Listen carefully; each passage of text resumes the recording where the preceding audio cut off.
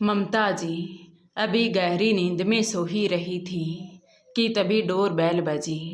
ममता जी घबराकर उठी और दीवार पर टंगी घड़ी की ओर देखा तो रात के 12 बज रहे थे। इस समय कौन हो सकता है? उनके मन में एक साथ न जाने कितने सवाल उमड़ पड़े। पिछले कुछ दिनों से आसपास चोरी डकैती की खबरें सुन सुनकर उनका दिल पहले ही सहमा हुआ था। डरते डरते उन्होंने हिम्मत जुटाई और धीरे धीरे दरवाजे की ओर बढ़ी। लेकिन दरवाज़ा खोलने से पहले उन्होंने खिड़की से बाहर झांका तो अंधेरे में एक धुंधली सी आकृति दिखाई दी। कौन है? उन्होंने कांपती आवाज़ में पूछा तो कोई उत्तर नहीं मिला। बस धीमी धीमी सिसकियाँ सुनाई दे रही थी। ममता जी ने हिम्मत करके दरवाज़ा खोला तो सामने का दृश्य देखकर उनके पैरों तले से ज़मीन खिसक गई। आंखें फटी की फटी रह गई, सांस जैसे गले में ही अटक गई। पूजा! उनकी आवाज़ कांप उठी। सामने उनकी बेटी पूजा खड़ी थी, एक हाथ में अपने 1.5 साल के बेटे को संभाले हुए और दूसरे हाथ में एक बैग लटकाए जो साफ बता रहा था कि वो जल्दबाजी में घर से निकली है। उसके चेहरे पर आंसुओं की सूखी लकीरें थीं, होठ फटे और कांप रहे थे। ममता जी ने उसे सर से पांव तक देखा। उनकी आंखें सवालों से भरी थीं, लेकिन पूजा बिल्कुल चुप थी। बिना कुछ कहे उसने अपने बेटे को ममता जी की गोद में थमा दिया और सीधे कमरे की ओर बढ़ गई। बिस्तर पर ऐसे गिरी मानो किसी ने जड़ से काट कर पेड़ गिरा दिया हो। तकिए में मुंह छुपाकर वो फूट फूट कर रोने लगी। ममता जी कुछ पल स्तब्ध खड़ी रही, फिर बच्चे को सीने से लगाकर पूजा के पास आ बैठी। उन्होंने उसके माथे पर हाथ रखा। क्या हुआ बेटा? पूजा और भी सिमट गई। ममता जी का मन आशंकाओं से भर उठा। उन्होंने एक साथ कई सवाल पूछ डाले। क्या हुआ बेटी? इस वक्त अकेली क्यों आई है? और पवन कहाँ है? कुछ बताएगी भी या नहीं? लेकिन पूजा ने कोई जवाब नहीं दिया। तभी उसका बेटा पीयूष रोने लगा। ममता जी जल्दी से उसके लिए दूध लाई तो दूध पीते ही वो मीठी नींद में सो गया। लेकिन ममता जी की नींद आंखों से कोसों दूर थी। रात यूं ही करवटें बदलते हुए बीत गई। पूजा कभी रोती, कभी चुप हो जाती तो कभी माँ की गोद में सिर रखकर सुकून तलाशने लगती। बीच बीच में नींद उसे अपने आगोश में ले लेती। सुबह की पहली किरण के साथ ही ममता जी ने बिना वक्त गवाए एक नंबर डायल किया, विमला जी का। ममता जी जानती थी कि अगर कोई पूजा की चुप्पी को तोड़ सकता है तो वो विमला जी ही हैं। हेलो बहन जी। ममता की आवाज़ में घबराहट साफ झलक रही थी। मैं ममता बोल रही हूँ। जी कहिए, आज सुबह सुबह कैसे याद किया? उधर से विमला जी ने चिंतित स्वर में पूछा तो ममता जी ने कहा, पूजा रात को अकेली अपने बेटे पीयूष को लेकर यहाँ आ गई है। कुछ बोल नहीं रही, बस पूरी रात रोती रही।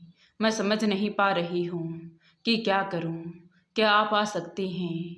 ममता जी की कांपती आवाज़ सुनते ही विमला जी और उनके पति रमेश जी बेचैन हो उठे। उन्होंने कहा, हम अभी आते हैं, आप बिल्कुल चिंता मत कीजिए। लगभग आधे घंटे बाद विमला जी और रमेश जी ममता जी के दरवाजे पर खड़े थे। घर के अंदर कदम रखते ही उनकी नज़र पूजा पर पड़ी। पूजा चुपचाप बैठी थी। उसकी आंखें सूनी थी और चेहरा पीला पड़ चुका था। विमला जी का कलेजा जैसे मुंह को आ गया। वो तेजी से पूजा के पास आई और उसे अपनी बाहों में भर लिया। पूजा, मेरी बेटी, क्या हो गया तुझे?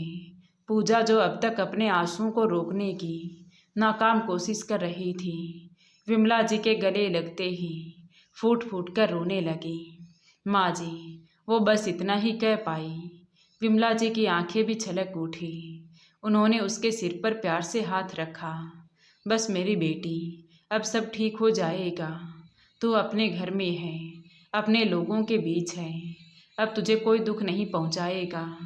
लेकिन विमला जी का मन जानता था कि ये आंसू किसी मामूली बात के नहीं थे। पूजा की हालत के पीछे कोई बहुत गहरा घाव छिपा था। दरअसल पूजा का विमला जी और रमेश जी से खून का रिश्ता तो नहीं था, लेकिन वो उन्हें अपने सगे माँ बाप से भी बढ़कर मानती थी। एक समय था जब पूजा ने विमला जी और रमेश जी के घर बहू बनकर कदम रखा था। वो उनके इकलौते बेटे संजय की जीवन संगिनी बनी थी। कभी वो उनके घर की रौनक हुआ करती थी। विमला जी और रमेश जी उसे अपनी बेटी से बढ़कर प्यार करते थे। पूजा का भी उनसे अटूट लगाव था। हंसना, खेलना, संजय का हर वक्त मजाक करना, छोटी छोटी बातों पर पूजा को छेड़ना और फिर विमला जी का अपने बेटे को डांटकर बहू का पक्ष लेना, यह सब किसी खूबसूरत सपने जैसा था। लेकिन शायद नियति को पूजा की ये खुशी मंजूर नहीं थी। शादी के 6 महीने भी पूरे नहीं हुए थे कि एक रात संजय की कार एक्सीडेंट में मौत हो गई। विमला जी का दिल टुकड़े टुकड़े हो गया। बेटे के गम ने रमेश जी की कमर हमेशा के लिए झुका दी। और पूजा, वो तो जैसे भीतर से पूरी तरह से टूट गई थी। ना वो रोई ना बोली, बस घंटों तक छत को निहारती रहती। लेकिन फिर विमला जी और रमेश जी ने खुद को संभाला। उन्होंने ठान लिया कि पूजा को इस तरह टूटने नहीं देंगे।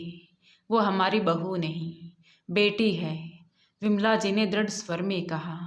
तो रमेश जी ने भी सहमति में सिर हिला दिया। फिर एक दिन एक रिश्ता आया।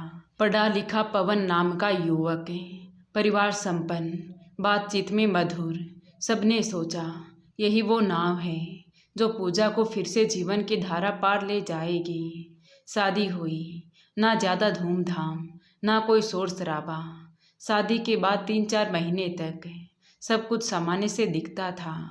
हालांकि सास और ननद का व्यवहार पूजा के प्रति विशेष अच्छा नहीं था, लेकिन पवन व्यवहार में शांत था। पूजा को लगा शायद पिछली जिंदगी के बाद उसकी किस्मत ने दोबारा करवट ली है। शादी से पहले पूजा एक निजी कंपनी में कार्यरत थी, पढ़ी लिखी और आत्मनिर्भर। शादी के बाद भी उसने अपने करियर को जारी रखने की इच्छा जताई तो पवन ने शुरुआत में कोई आपत्ति नहीं जताई, लेकिन उसके भीतर एक विचित्र सी ईर्ष्या घर कर गई थी, एक अनकही सुरक्षा जो समय के साथ बढ़ने लगी। पूजा मेहनती थी और अपने काम में निपुण थी। कुछ समय बाद जब उसे प्रमोशन मिला तो पवन के भीतर दबा हुआ संतोष खुलकर सामने आने लगा। उसे ये स्वीकार करना कठिन था कि उसकी पत्नी उससे ऊंचे पद पर पहुंच गई है। धीरे धीरे उसने घर में क्लेश करना शुरू कर दिया। किसी बात पर उखड़ जाना, मौन रहकर मानसिक दबाव बनाना। पूजा सब कुछ चुपचाप सहती रही। उधर उसकी सास और ननद तो पहले ही उसके बाहर जाकर नौकरी करने के खिलाफ थी। बहू का बाहर जाना उन्हें अपनी पारंपरिक सोच के विरुद्ध लगता था। वो बस यही चाहती थी कि पूजा आम बहुओं की तरह घर पर रहकर घर के काम संभाले और दिन रात ससुराल वालों की सेवा करे। आखिरकार पवन का दबाव और सास ननद के ताने पूजा के लिए असहनीय हो गई। एक रात पवन ने चिल्लाते हुए कहा, या तो तुम्हें नौकरी छोड़नी होगी या फिर इस घर को छोड़ना होगा। पूजा ने दिल पर पत्थर रखकर नौकरी से इस्तीफा दे दिया। उसने सोचा शायद ये बलिदान उसके घर को बचा लेगा, मगर ये तो सिर्फ शुरुआत थी। आने वाले दिनों में उसे क्या क्या झेलना होगा इसका उसे अंदाज़ा भी नहीं था। नौकरी छोड़ने के बाद घर की अतिरिक्त आमदनी बंद हो गई। सास ने नौकरों को ये कहकर हटा दिया कि जब बहू घर में है तो नौकरों की क्या ज़रूरत है। सुबह 5 बजे से लेकर रात तक वो काम में जुटी रहती, लेकिन फिर भी सास और ननद को उसके हर काम में कमी दिखती। ताने और गालियाँ हर दिन का हिस्सा बन गए। पवन जब घर लौटता माँ और बहन उसके कान भर देती, तेरी पत्नी को कुछ आता ही नहीं है, सारा दिन बस आराम करती है, यही लड़की मिली थी ब्याह कर लाने को, कामचोर एक नंबर की। फिर पवन भी पूजा पर बरस पड़ता, तुम कोई भी काम ठीक से नहीं कर सकती। कभी कभी तो वो खाने की थाली भी फेंक देता, लेकिन पूजा हमेशा चुप रहती, शांति और मर्यादा के नाम पर सब सह लेती। ये सोचकर कि कम से कम उसकी गृहस्थी बची तो रहे, वो नहीं चाहती थी कि उसके मायके वालों को कोई तकलीफ हो, मगर ससुराल वालों को इसकी परवाह नहीं थी। पूजा जितना चुप रहती, उनका अत्याचार उतना ही बढ़ता जाता। उसकी चुप्पी को भी उसकी कमजोरी समझने लगे थे। दिन बीतने के साथ हालात और बदतर होते गए। पति का साथ ही ना हो तो औरत किसके सहारे टिके। हार कर उसने एक दिन अपनी माँ को फ़ोन लगाया। माँ, ये लोग बहुत बुरे हैं, मुझे सारा दिन गालियाँ और ताने सुनने पड़ते हैं। पवन भी सिर्फ अपनी माँ और बहन की सुनता है, मुझे तो कुछ समझता ही नहीं। मेरा दम घुटता है यहाँ, मैं और नहीं रह सकती। उधर से माँ ममता जी ने समझाया, नहीं बेटी, ऐसा नहीं कहते, वक्त के साथ सब ठीक हो जाएगा। अब तुम माँ बनने वाली हो और शायद पिता बनने के बाद पवन के मन में कुछ परिवर्तन आ जाए। ससुराल वालों की नज़रों में भी तेरी अहमियत बढ़ जाएगी। थोड़ा और सब्र कर। पूजा ने माँ की बात मान ली। उसने फिर से अपने दर्द को सीने में दबा लिया। कुछ महीने बाद पूजा ने बेटे को जन्म दिया। उसका नन्हा सा चेहरा देखकर उसकी आंखें भर आई। कुछ दिन वो मायके में रही। वो जानती थी कि ससुराल में उसे आराम नहीं मिल पाएगा, मगर उसे वहाँ रहने ही नहीं दिया। घर के काम कौन करेगा, सास ने कहा, तो पवन उसे वापस ले आया। नन्हे पीयूष के आने के बाद भी ससुराल वालों में कोई बदलाव नहीं आया। पवन को अपने बेटे से कोई विशेष लगाव नहीं था। वो रात भर बाहर रहता और जब घर लौटता तो अपना गुस्सा पूजा पर निकालता। ना कोई प्यार, ना कोई फिक्र। पूजा अब दोहरी जिम्मेदारी में जकड़ गई थी। वो दिन रात पीयूष को संभालती, साथ ही घर के सारे काम निपटाती और फिर भी ताने सुनती। एक दिन पीयूष की तबीयत खराब थी, सर्दी जुकाम ने उसे बेचैन कर रखा था, तो पूजा उसे गोद में लेकर उसे थपथपाने लगी। पिछली रात भी वो उसकी बेचैनी के कारण सो नहीं पाई थी। उसकी आंखें थकान से भरी थी और जैसे ही पीयूष के साथ स्थिर हुई तो पूजा की भी आंख लग गई, मगर उसकी नींद ज़्यादा देर तक नहीं टिक सकी। उसकी आंख खुली तो बाहर जोर जोर से आवाज़ आ रही थी। उसका दिल धक से रह गया। उसकी सास और ननद फिर वही रट लगाए हुए थी। देखो, सारी जिम्मेदारी हमारे सिर पर छोड़ दी है, खुद महारानी बनकर सो रही है। क्या इसीलिए तेरा ब्याह रचाया था कि बहू आने के बाद भी हमें काम में खटना पड़े। पूजा ने पीयूष को पालने में लेटाया और रसोई की ओर बढ़ी, लेकिन वो दरवाजे तक ही पहुंची थी कि पवन ने उसे देखते ही गुस्से से कहा, तुझे शर्म नहीं आती? सारा दिन सोती रहती है और मेरे घर वालों को भूखा रखती है। ये तेरा ससुराल है या मायका? पूजा ने कहा, पवन, पीयूष बीमार है, उसे सर्दी जुकाम है। वो सारी रात रोता रहा, मगर पवन ने उसकी बात बीच में ही काटते हुए कहा, इतना भी नहीं संभलता तुझसे? जब देखो बच्चे के बहाने आराम फरमाती रहती है। घर में कोई काम धंधा नहीं है क्या? रोटी सब्जी कौन तेरा स्वर्गवासी बाप बनाएगा? उसकी आवाज़ में इतनी बेरुखी थी कि पूजा का दिल चकनाचूर हो गया। उसका हाल जानने के बजाय उस पर और गुस्सा निकाला। अब जा जल्दी से खाना बना, और हाँ, अगली बार माँ की शिकायत नहीं आनी चाहिए। पूजा आंसुओं को पीते हुए रोटियां बनाई, सबको खाना परोसा और फिर पीयूष को संभाला। एक दिन बीत गया, मगर अगली शाम पीयूष की हालत और बिगड़ गई। उसका बुखार 103 डिग्री तक पहुंच गया। पूजा ने पवन को फ़ोन किया, पवन, पीयूष को बहुत तेज़ बुखार है, प्लीज़ जल्दी घर आ जाओ, उसे डॉक्टर के पास ले जाना होगा। मगर पवन ने बेरुखी से जवाब दिया, मैं अभी व्यस्त हूँ, खुद देख लो, और फ़ोन काट दिया। पूजा का दिल बैठ गया। वो पीयूष को गोद में लिए बाहर निकली, ऑटो की तलाश में, मगर कोई ऑटो नहीं मिला। पीयूष ज़ोर ज़ोर से रो रहा था। तभी पड़ोस की शर्मा आंटी ने उसे देखा। अरे पूजा, क्या हुआ? बच्चा इतना क्यों रो रहा है? आंटी, पीयूष को तेज़ बुखार है, उसे अस्पताल ले जाना है, मगर ऑटो नहीं मिल रहा। शर्मा आंटी ने तुरंत अपने बेटे को आवाज़ दी, रोहित गाड़ी निकाल बेटा, पूजा को अस्पताल ले चल। रोहित ने पूजा और पीयूष को अस्पताल पहुंचाया। डॉक्टर ने पीयूष को दवाइयां दी, तब जाकर पूजा ने राहत की सांस ली। रात के 9 बजे वो पीयूष को गोद में लिए घर लौटी, मगर उसे नहीं पता था कि घर में एक और तूफान उसका इंतज़ार कर रहा है। वो जैसे ही घर में दाखिल हुई तो उसकी सांस उस पर टूट पड़ी। कहाँ घूम रही थी इतनी रात को? हमारी नाक कटवा दी तूने। ननद भी बेशर्मी से बोली। अच्छा, पड़ोस के लड़के के साथ गाड़ी में घूम रही थी। अरे अपने नहीं तो कम से कम अपने ससुराल वालों की इज्जत का तो ख्याल कर लिया होता। यह सुनकर पूजा स्तब्ध रह गई। फिर भी उसने संयम रखते हुए कहा, माँ जी, पीयूष को बुखार था, मैं उसे अस्पताल ले गई थी। रोहित भैया ने मदद की, वरना वो आगे कुछ कहती। उससे पहले ही पवन ने उसे एक जोरदार तमाचा जड़ दिया। चुप कर बेशरम औरत, शर्म नहीं आई तुझे? किसी गैर मर्द के साथ रात को घूमने निकल गई। मेरी इज्जत का तूने मजाक बना दिया है।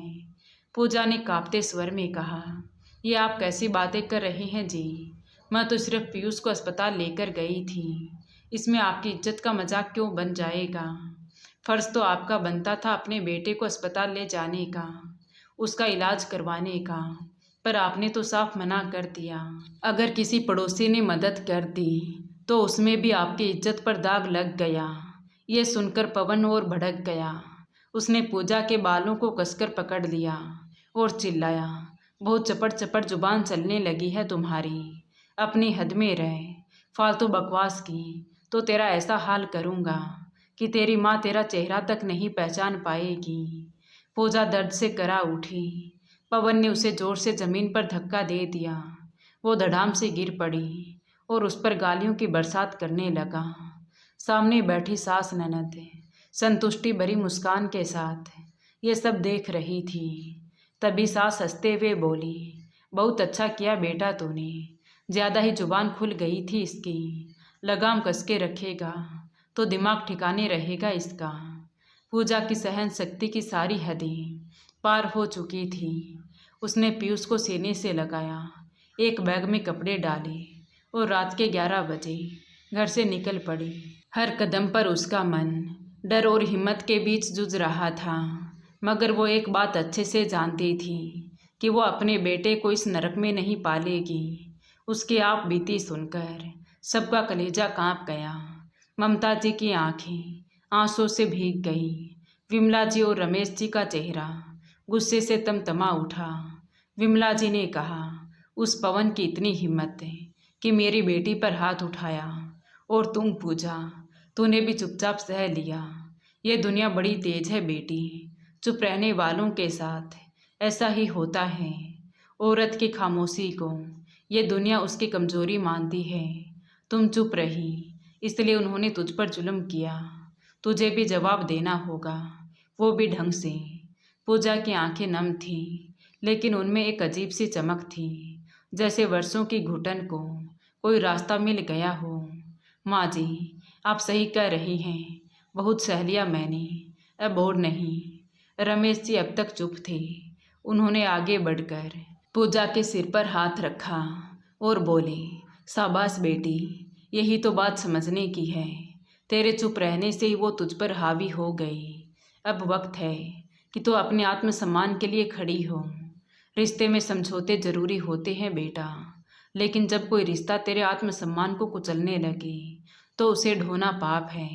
हम जानते हैं कि तेरे ससुराल वालों पर भरोसा करना आसान नहीं, लेकिन बेटा यह भी सच है कि हर रिश्ते को एक मौका मिलना चाहिए। पूजा ने धीरे से सिर हिलाया।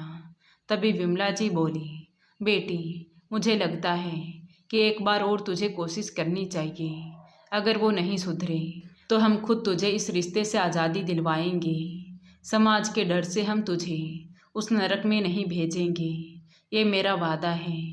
पूजा ने उलझन भरी नज़रों से विमला जी की ओर देखा। माँ जी, फिर क्या मैं वापस चली जाऊँ? अगर मैं गई तो वो लोग मेरा मजाक बनाएंगे। तभी रमेश जी ने कहा, किसने कहा बेटी कि तू अभी वापस चली जा? फिलहाल तो आराम कर, इतने दिनों बाद तुझे शांति भरा माहौल मिला है, अभी कहीं जाने की ज़रूरत नहीं। अपने मायके में रह, 2-4 दिन यहाँ आराम कर।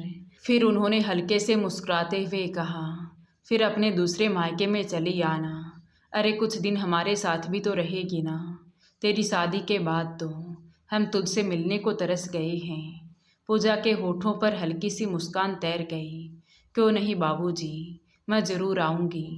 कुछ देर बाद जाते समय विमला जी ने कहा, एक बात सुन बेटी, अब तुझे अपने ससुराल में फ़ोन करने की बिल्कुल ज़रूरत नहीं है। तो अब अपनी ज़िंदगी की मालिक है, समझी। तो पूजा मुस्कुरा दी। अब पूजा अपनी माँ के घर पर थी। ममता जी को अब अपनी बेटी के साथ वक्त बिताने का मौका मिला था और उनका मन हल्का हो गया था। पूजा भी अब धीरे धीरे फिर से खिलखिलाने लगी थी। ममता जी सुबह उसे गर्म दूध और पराठे खिलाती और दिन में पीयूष के साथ खेलती। पूजा को देखकर लगता था जैसे उसके चेहरे से उदासी की परत हट रही है। रात को माँ बेटी देर तक बातें करती। एक सप्ताह के बाद पूजा पीयूष को लेकर विमला जी और रमेश जी के घर पहुंची। जैसे ही उसने घर की चौखट पार की तो विमला जी ने उसे गले से लगा लिया। आ गई मेरी बेटी। उनकी आवाज़ में इतना प्यार था कि पूजा की आंखें भर आई।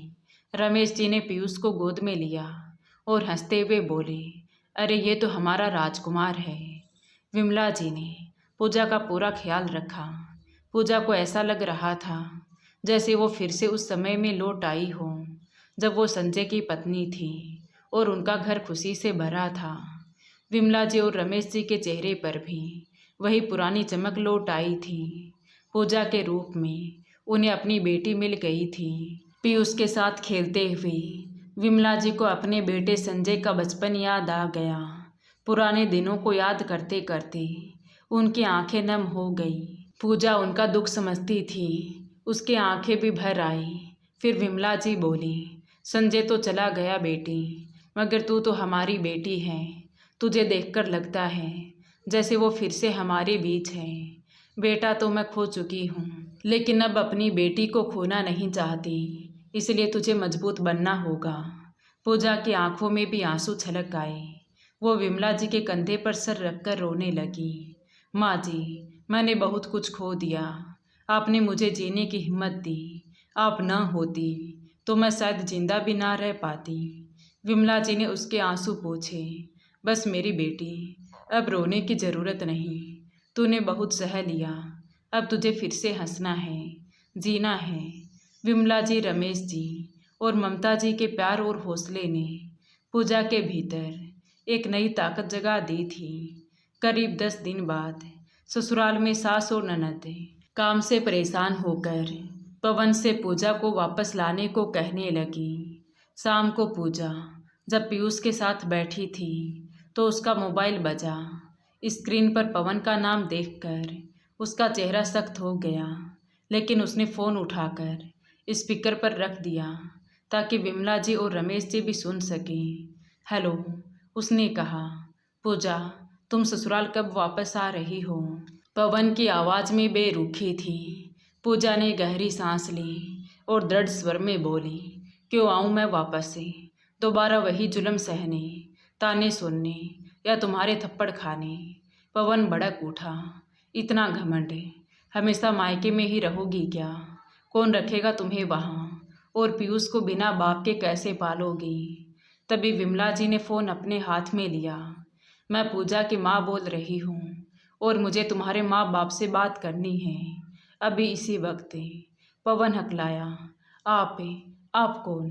मैं विमला बोल रही हूँ, पूजा की दूसरी माँ। और याद रखना, अब पूजा तुम्हारी गुलाम नहीं है। अगर तुमने या तुम्हारे घर वालों ने उसे फिर से तंग किया तो मैं ऐसा सबक सिखाऊंगी कि तुम्हारी 7 पीढ़ियाँ याद रखेंगी। ये सुनकर पवन और उसकी माँ दोनों हक्के बक्के रह गए। फिर विमला जी ने थोड़ी नरमी से लेकिन दृढ़ता के साथ कहा, अगर तुम वाकई अपनी बहू को वापस ले जाना चाहते हो तो कल पवन को भेज देना, मगर इतना ध्यान रखना, अगर पूजा पर फिर से कोई अत्याचार किया, हाथ लगाना तो दूर, अगर कोई ताना भी मारा तो उसकी ये माँ तुम सबको नहीं छोड़ेगी।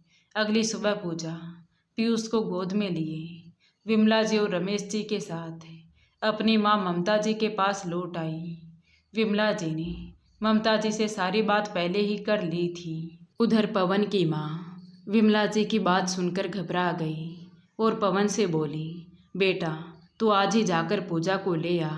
ये विमला तो मुझे खतरनाक औरत लगती है, ये ना हो कि कोई मुसीबत खड़ी हो जाए। शाम के समय पवन पूजा को लेने पहुंच गया। विमला जी ने पूजा को भेजते वक्त कहा, अगर अब मेरी बेटी के साथ कुछ भी गलत हुआ तो हम बर्दाश्त नहीं करेंगे। पत्नी है वो तुम्हारी, सम्मान के साथ उसे लेकर जाओ और उसका पूरा ख्याल रखना तुम्हारी जिम्मेदारी है। पूजा अपने ससुराल चली गई, लेकिन सब लोगों का दिल पूजा में ही अटका हुआ था। पूजा की चिंता विमला जी और ममता जी को दिन रात सता रही थी।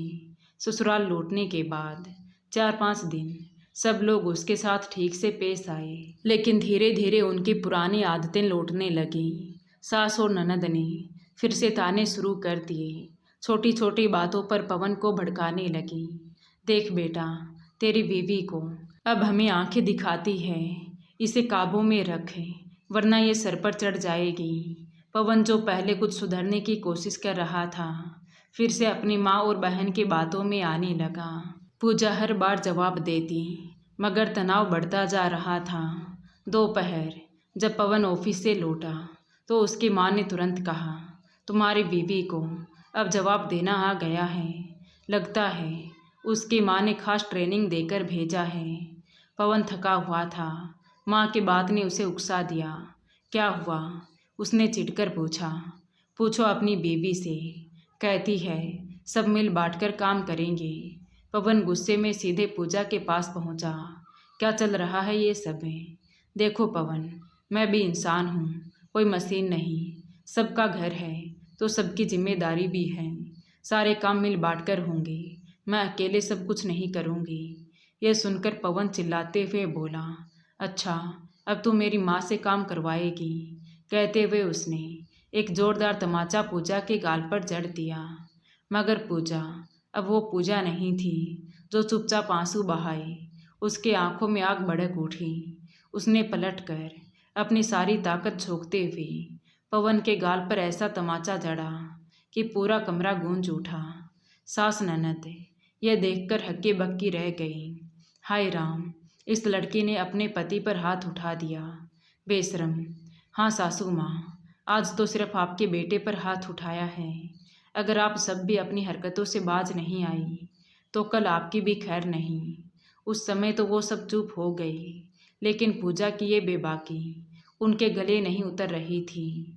रात के समय पूजा अपने बेटे को सुला रही थी, लेकिन दूसरी ओर पवन अपनी माँ के पास बैठकर प्लान बना रहा था। माँ, अब तो इसका परमानेंट हल निकालना पड़ेगा। समझती क्या है ये अपने आप को? सास घबराई। बेटा, अगर उस विमला को जरा सी भी भनक लग गई तो वो लोमड़ी की तरह चालाक औरत है। आप बस देखते जाओ माँ, सब कुछ फुल प्रूफ होगा। ऐसा हल निकालेंगे कि सांप भी मर जाएगा और लाठी भी नहीं टूटेगी। इस बात को 2-3 दिन बीते। इन 2 दिनों में पूजा को किसी ने कोई ताना नहीं मारा। पवन जो हर बात पर आग बबूला हो जाता था, कुछ ज़्यादा ही शांत हो गया था। सास भी मीठी आवाज़ में बातें कर रही थी और ननद जो हर बात में खटकती थी अब मुस्कुराकर सामने से निकल जाया करती। पूजा रसोई में खड़ी नाश्ता तैयार कर रही थी और मन ही मन सोच रही थी कि मेरे एक थप्पड़ से इन लोगों की अकल ठिकाने आ गई। माँ सही कहती है, जो दूसरों से दब जाता है उसे और दबाया जाता है, और जो अपने लिए खड़ा होता है वही अपना सम्मान बचा पाता है। अच्छा है जल्दी सुधर गई, अब शायद मैं और मेरा बच्चा इस घर में चैन से जी सकेंगे। नाश्ता निपटा कर वो जैसे ही किचन से निकली तो सास ने बड़े प्यार से आवाज़ दी, पूजा, पीयूष तो अभी सो रहा है, तुम जाकर कपड़े धो लो, दोपहर का खाना मैं बना लूँगी। पूजा सास की बात पर मुस्कुरा दी और जी माँ कहकर कमरे में गई। जैसे ही सारे कपड़े उठाकर धोने के लिए पीछे आंगन में जाने लगी तो उसका फ़ोन बज उठा। विमला जी का फ़ोन था। पवन कमरे में सो रहा था, इसलिए पूजा फ़ोन बाहर ले आई। पीछे के आंगन में कपड़े रखकर वही खड़ी होकर बातें करने लगी। इधर उसकी सास रसोई में बेचैन हो रही थी। उनकी नज़र बार बार आंगन की ओर जा रही थी। तभी घर के मुख्य दरवाजे की घंटी बजी। सास का दिल धक से रह गया। अब ये कौन आ गया? उन्होंने अपनी बेटी की ओर देखा, जो फुर्ती से दरवाजे की ओर बढ़ रही थी। दरवाज़ा खोलते ही उसके चेहरे का रंग उड़ गया। दरवाजे पर पुलिस वाले खड़े थे। उन्होंने सख्त लहजे में कहा, क्या ये पवन शर्मा का घर है? हाँ हाँ, लेकिन आप लोग? ननद ने घबराते हुए पूछा।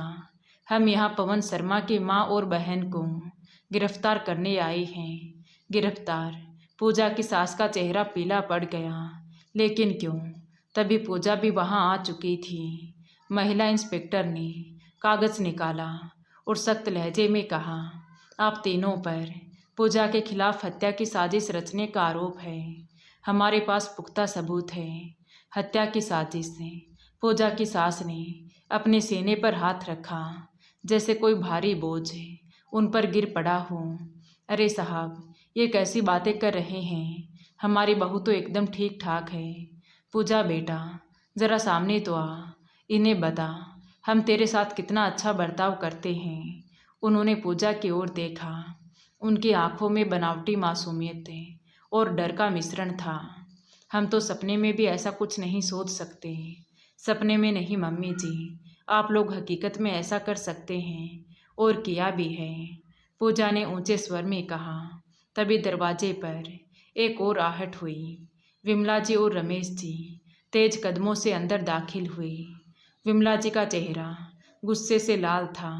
बिना एक पल रुके वो पवन के पास पहुंची और जोर से उसके गाल पर एक तमाचा जड़ दिया। कमरे में सन्नाटा छा गया। तुम जैसा नीच इंसान मैंने आज तक नहीं देखा। हमारी गलती थी जो तुझे एक और मौका दिया। सोचा था शायद सुधर जाएगा, मगर आज साबित हो गया कि कुत्ते की दुम कभी सीधी नहीं होती। उन्होंने इंस्पेक्टर की ओर देखा। साहब, गिरफ्तार कर लीजिए इन सबको। इन्होंने मेरी बेटी की जान लेने की साजिश की है। पवन ने चतुराई भरे अंदाज में मुस्कुराने की कोशिश की। एक मिनट, आपके पास क्या सबूत है? बिना सबूत के आप हमें ऐसे नहीं फंसा सकते। सबूत है। विमला जी ने अपना मोबाइल निकाला और इंस्पेक्टर की ओर बढ़ाया। फिर पवन से बोली, लो तुम भी देख लो सबूत। जेल जाने से पहले तुम्हारी आखिरी इच्छा भी पूरी कर देती हूँ। मोबाइल में वीडियो चलाई गई। ये एक छिपे कैमरे से रिकॉर्ड हुआ दृश्य था। पिछला दरवाज़ा खुलता है। पवन एक आदमी को चुपचाप वहाँ ला रहा था। वॉशिंग मशीन खोली। मोटर के भीतर एक विशेष हाई वोल्टेज वायरिंग जोड़ी। ऐसी व्यवस्था कर दी गई कि जैसे ही पूजा कपड़े धोने के लिए मशीन में पानी डालेगी, पूरी मशीन विद्युत चाल बन जाएगी और किसी को शक भी नहीं होगा कि ये सब सोची समझी साजिश थी। सबको एक्सीडेंट ही दिखाई देगा। फुटेज देखकर इंस्पेक्टर का चेहरा कठोर हो गया। तभी रमेश जी बोले, तुम्हें क्या लगा कि तुम्हारी नीयत जानने के बाद भी हम अपनी बेटी को तुम जैसे भेड़ियों के हवाले छोड़ देंगे? तुम्हें शायद नहीं पता, इस घर के हर कोने में हिडन कैमरे लगे हैं और वो हमने उस दिन लगवाए थे जब तुम सब किसी रिश्तेदार की शादी में गए थे और पूजा पीयूष के साथ अकेली थी।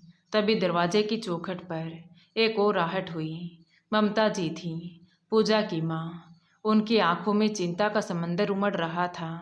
जैसे उन्होंने पूरा दृश्य देखा तो उनकी आंखों में आंसुओं की लहर दौड़ गई। तभी पूजा की सास चिल्लाकर बोली, तुम लोगों ने हमारे घर में छिपे हुए कैमरे लगवाए, ये कानूनन अपराध है। चटाक एक जोरदार तमाचा उनके गाल पर पड़ा जो ममता जी ने मारा था। अपराध हमने नहीं किया, अपराध तुमने किया है। अपनी बहू की जान लेने की साजिश रची और अब कानून का डर दिखा रही हो। पवन अपनी माँ के बचाव में आया तो ममता जी बोली, बेटा कहा था मैंने तुझे, क्या पता था मुझे कि तू बेटा कहलाने के लायक नहीं है। कहते हुए उन्होंने उसे भी एक तमाचा जड़ दिया। फिर वो पूजा के पास आई, उसके सिर पर हाथ रखा। तू ठीक तो है ना मेरी बच्ची? अब तू इस घर में नहीं रहेगी। कहीं ना कहीं तेरी इस हालत के लिए मैं भी दोषी हूँ। तूने कई बार बताया कि ये लोग तुझे तड़पा रहे हैं, मगर मैंने तुझे चुप रहने को कहा। ये तो भला हो विमला बहन और रमेश भाई साहब का, जिन्होंने तेरी सुरक्षा के बारे में सोचते हुए ये कदम उठाया। नहीं तो न जाने आज कौन सा अनर्थ हो जाता। लेकिन बेटा, अब गलती सुधारने का वक्त आ गया है। अब ये लोग जेल में जाएंगे और तू हमेशा के लिए इस अनचाहे रिश्ते से आज़ाद हो जाएगी। पुलिस उन तीनों को बाहर ले गई। बाहर मोहल्ले की भीड़ जमा थी। हथकड़ियों से बंधे तीनों लोग शर्मिंदगी से मुंह छुपाने की कोशिश कर रहे थे, मगर अब क्या फ़ायदा, इज्जत और मिट्टी में मिल चुकी थी। अदालत ने तीनों को 10 साल की सज़ा सुनाई। पूजा को तलाक भी मिल गया और वो उस जहरीले भेड़ियों से आज़ाद हो गई। उसने फिर से नौकरी शुरू की। एक नामी मल्टीनेशनल कंपनी में उसे नौकरी मिली। उसके पास अनुभव भी था और आत्मविश्वास भी। दोस्तों, डरना गलत नहीं है, लेकिन हमेशा डर के साए में जीना सबसे बड़ा अन्याय है। तो दोस्तों, विमला जी ने पूजा के ससुराल वालों के साथ सही किया या गलत? अपनी राय कमेंट बॉक्स में ज़रूर बताएं। कहानी अच्छी लगी हो तो प्लीज़ वीडियो को लाइक करें, शेयर करें, और अगर हमारे चैनल पर पहली बार आए हैं तो प्लीज़ चैनल को सब्सक्राइब ज़रूर करें। Thank you.